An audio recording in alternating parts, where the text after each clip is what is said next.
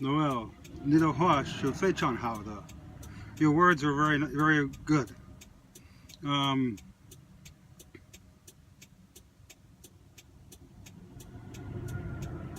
Unless we stop distracting ourselves with stimulus, like you say. Now notice the words distracting ourselves.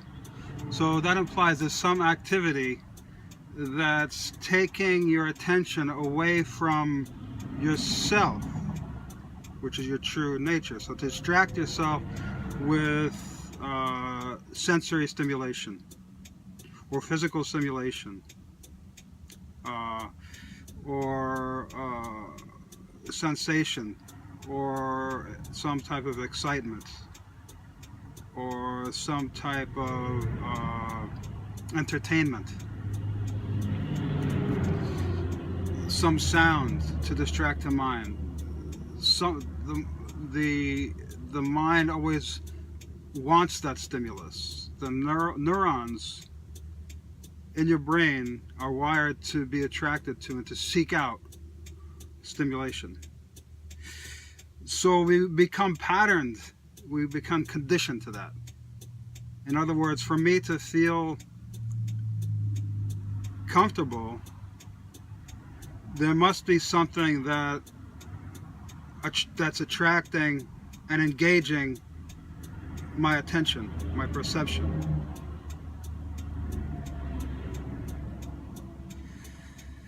So then my identity becomes very meshed with the activities of perception. The need for stimulation and sensation. Doing something with the body, or putting something in the body, or watching something, or listening to something. So then I only feel comfortable when I'm doing those things. But if you take it back to the beginning, we say there's a need to distract oneself.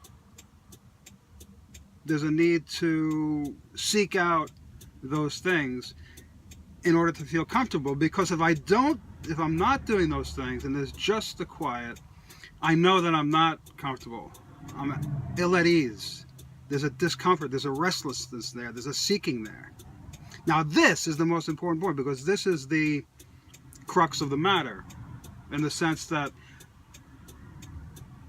addressing that dis-ease, that discomfort, and that restlessness, why should that exist? So if there's no stimulation, and I'm just at one with myself, at one-ment, if I'm just at one with myself there in the silence and the quiet, why should that be so disturbing? So that's like the key that unlocks the door. The answer to that question is the key that unlocks the door.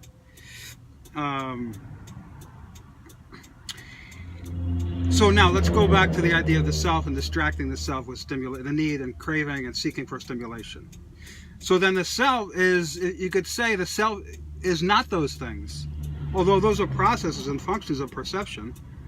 To see, to watch, to listen, to feel, to use your body, to do something with your body, to engage in conversation, to speak, to verbalize, to communicate, to be with, and they share the company of others. There's always some object that I'm attracted to, in other words. It's always some object out there that I'm craving. And if there's nothing there at the moment, I feel a restlessness and I'll create something. My mind will think of something to do, to keep me from that feeling of just being with myself, that at oneness, and to remove me from that. So then like I said again, to repeat, then my identity, if all my day is involved in seeking out those things, those interactions with objects and so forth, then I confuse my identity with that, myself with activity, with those activities.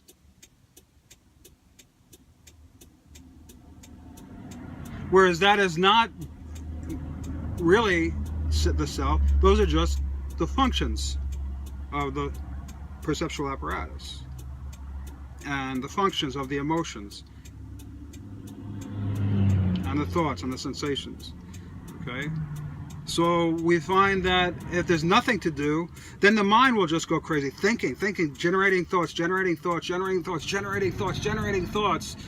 and you're just following this endless stream of thoughts, and you can't stop it. Try to even stop it. You can't. So the mind always is craving this activity, this simple activity in all those different forms. So we're almost forced to confuse that activity with the self, and it's not. We can look at all that as a distraction from the self. So then what is the self? That's a great question. And the self is very simply, and when you're talking about the silence, and you said that there's amazing things happen in that quiet peacefulness. The self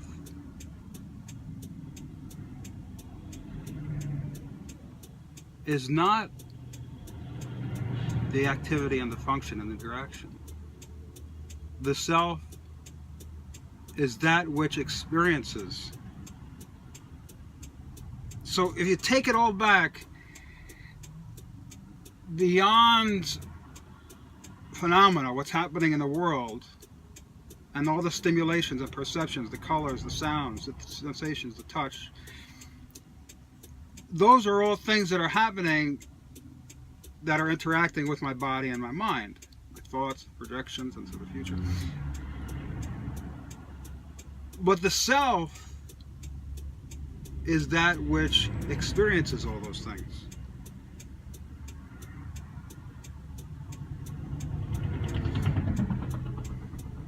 So then we could say the self is this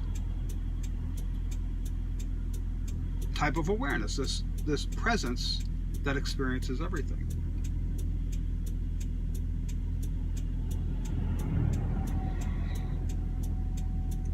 It has no objective qualities.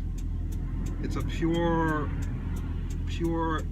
thing, or non-thing. It has no objective qualities, so it's not a thing. It's no thing. It's just awareness. So that is the self.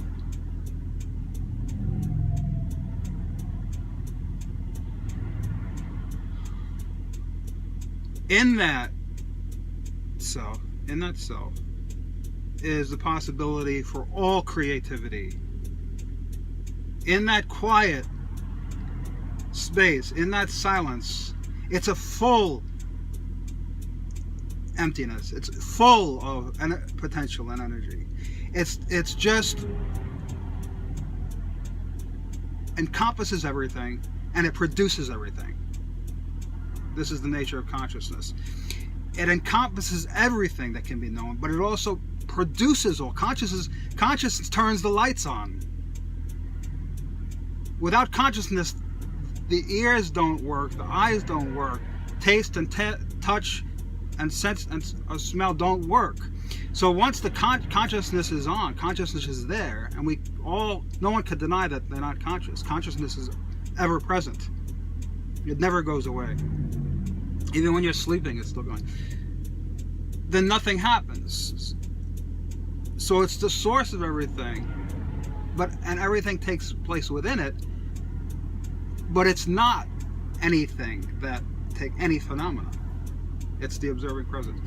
So in that, identifying yourself with that is the key to enlightenment, and the key to intelligence too, because now once we learn to turn off all the noise, we have this just pure intelligent awareness. And things may go on around us, but we're not distracted by them. We're not drawn to them. We're not attached to them. We're not craving them. This endless series of craving the next thing, the next stimulation, stop. And what you're left with is just this immense potential and this quietness. And then the mind starts to look inward on itself and to be able to examine itself, the nature of itself, and all these random thoughts and emotions and negativity and patterns. And it begins to look at